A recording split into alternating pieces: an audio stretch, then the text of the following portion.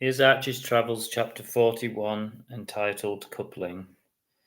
James and Dolly thought about going to the police station, but they both knew that they would need more proof. Dolly wasn't sure if they would be believed, and the last thing that she wanted was to annoy Jack and to give him more reason to come after them. Her main concern was for Archie, and she was willing to do anything to keep him safe. They walked into town, and the sun was shining on the snowy, frosty ground, and it seemed like everything was going back to normal until they saw Jack. He was sitting in the usual cafe and looking deep in conversation, and then he put down his cup and he looked directly at them. Lily could hear her heart begin to jump start, but she kept her gaze strong and steady, just for a few seconds. The last thing that she wanted to do was to look as if she was intimidated. So she stared back at him for a few seconds and held his gaze, and then she went back to talking to James, as if everything was okay.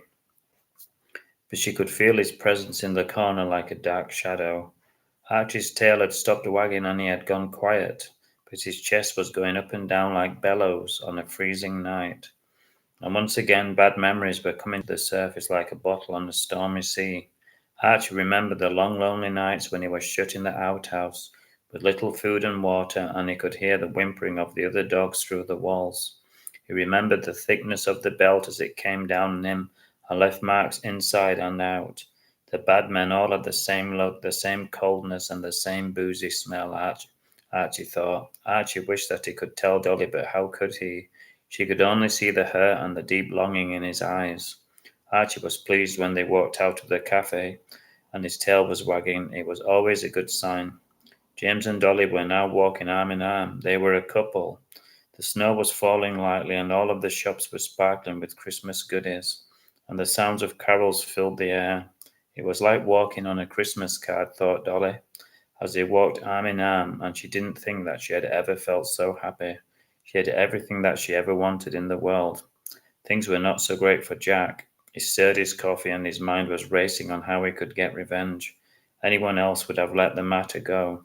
After all, they had done nothing wrong, but Jack was one to take things personally. In his world, everyone and everything was against him.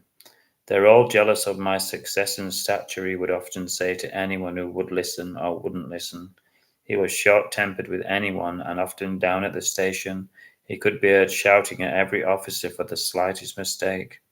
He liked to keep everyone on their toes, and he loved the power of being chief inspector. As far as he was concerned, he was untouchable, the king of his castle.